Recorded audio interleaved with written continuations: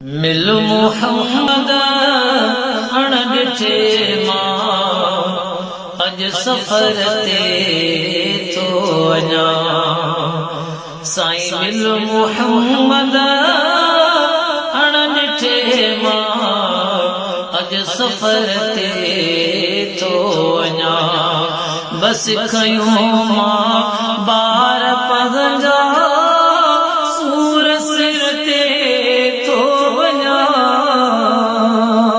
बस खयूं मां बार पगंजा सूर सिर ते थो वञा।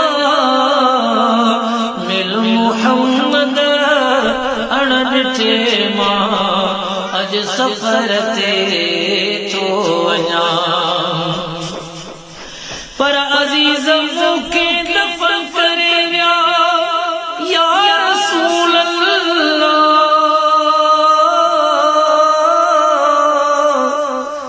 अज़ीज़ मूंखे दफ़न करे विया हलिया त मूं वटि हुज़ूर ईंदो। हिन लताड़े फिटी कयो हुन ज़िमो खयो ज़रूर ईंदो। त मिल मुहम्मद अण ॾिठे मां अज सफ़र ते थो वञा। बस खयूं मां बार पगंजा सूर सिर ते थो वञा।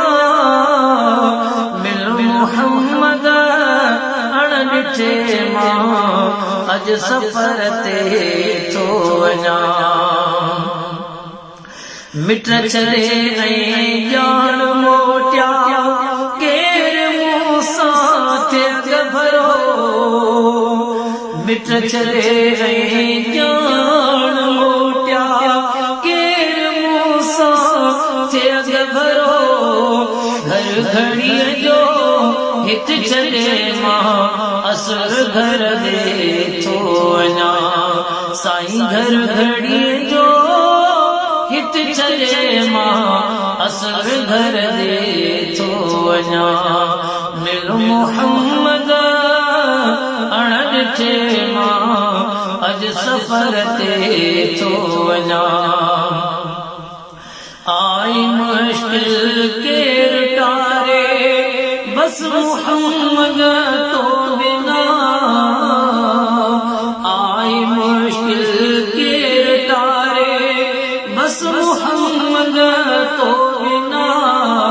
को बिना गे साण संगती ऋण कलर दे थो वञा।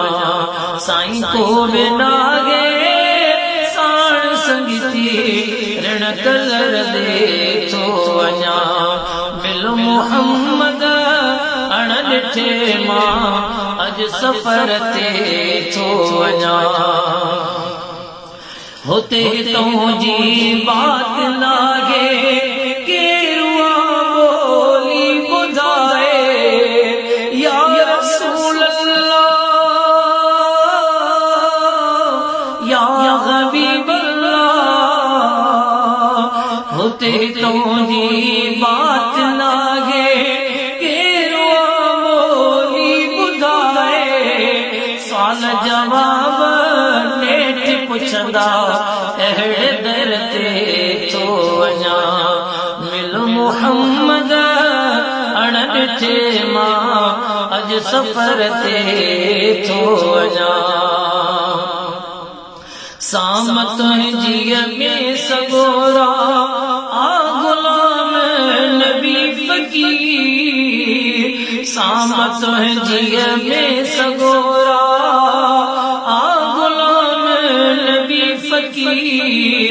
कोन वरदस क़यामत आई अहिड़े दर ते थो वञा।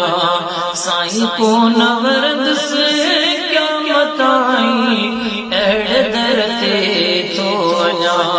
मिल मुहम्मद अण ॾिठे मां अज सफ़र ते थो वञा।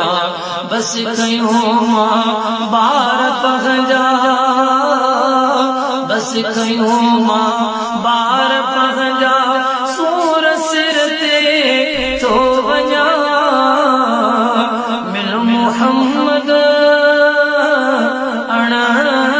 जे मां अज सफर ते थो